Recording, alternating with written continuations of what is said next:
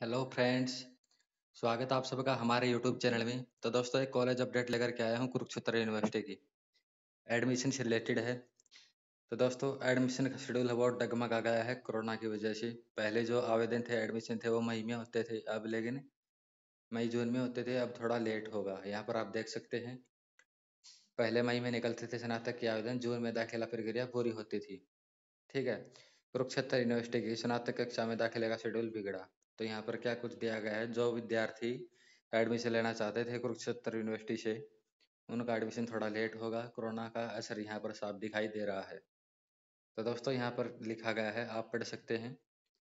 Corona का असर विद्यार्थियों की शिक्षा के साथ कॉलेजों में दाखिलों पर भी पड़ रहा है। कुरुक्षेत्र यूनिवर्सिटी के IIHM इंस्टीट्यूट की ओर से स्नातक के विभिन्न कोर्सेज के लिए मई के अंतिम सप्ताह में दाखिले के लिए प्रोस्पेक्ट निकाले जाते थे।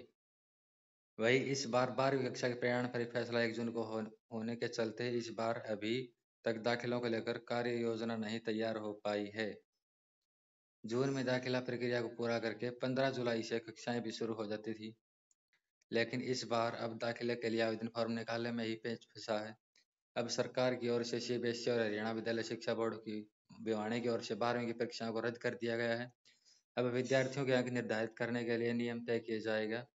यहाँ ठीक बात है दोस्तों, अगर बच्चों की परीक्षाएं रद्द कर दी जाए तो उनका एडमिशन किस आधार पे होगा, यहाँ पर बात ये नोट करने के लिए है।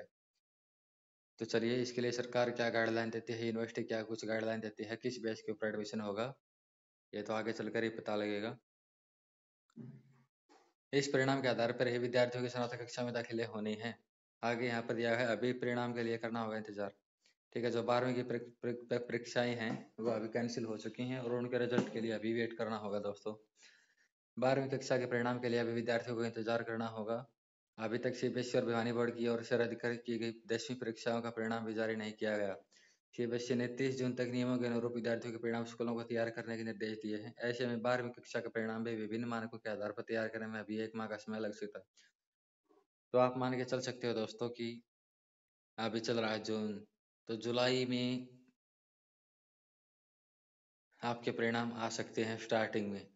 ठीक है, जून में तो बहुत ही कम चांस है रिजल्ट आने के।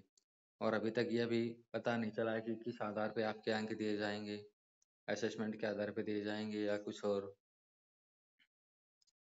आगे यहाँ पर दिया गया है, फॉर्मूला के आधार पर इसे कुल तैयार करेंगे परिणाम। यहाँ पर आप पढ़ सकते हैं दोस्तों, 12वीं कक्षा के परिणाम को तैयार करने का फार्मूला CBSE की ओर से जारी नहीं किया गया है। इस फार्मूला का आधार पर स्कूलों की ओर से विद्यार्थियों का परिणाम तैयार करके बोर्ड को भेजा जाएगा। तो दोस्तों ये शेड्यूल था, जो बच्चे एडमिशन लेना चाहते थे वो अलर्ट रहें थोड़ा, और अभी कम से कम 1 महीने का इंतजार और करें। तो दोस्तों एक और खबर है, यहाँ पर आप देख सकते हैं इंदिरा गांधी यूनिवर्सिटी से रिलेटेड। यहाँ पर विज्ञापन भेजा गया है कि विषम सेमेस्टर के रिजल्ट जल्द प्रकाशित हो ताकि रिपेयर की परीक्षाएं सम सेमेस्टर के साथ हो सकें। अभी रिजल्ट नहीं आया दोस्तों, विषम सेमेस्टर यानी कि ओड सेमेस्टर, जैसे कि फर्स्ट सेम हो गया, थर्ड सेम, फिफ्थ सेम। यहाँ पर आगे दिया गया है, आप यहाँ पर पढ़ सकते हैं। तो दोस्तों इस आर्टिकल में लिखा गया है कि इंदिरा गांधी यूनिवर्सिटी के नाम ज्ञापन लिखा गया है कि रिजल्ट जल्द से जल्द जारी किया जाए ताकि जो रिपेयर की परीक्षाएं हैं वो साथ ही हो सकें सम सेमेस्टर के साथ।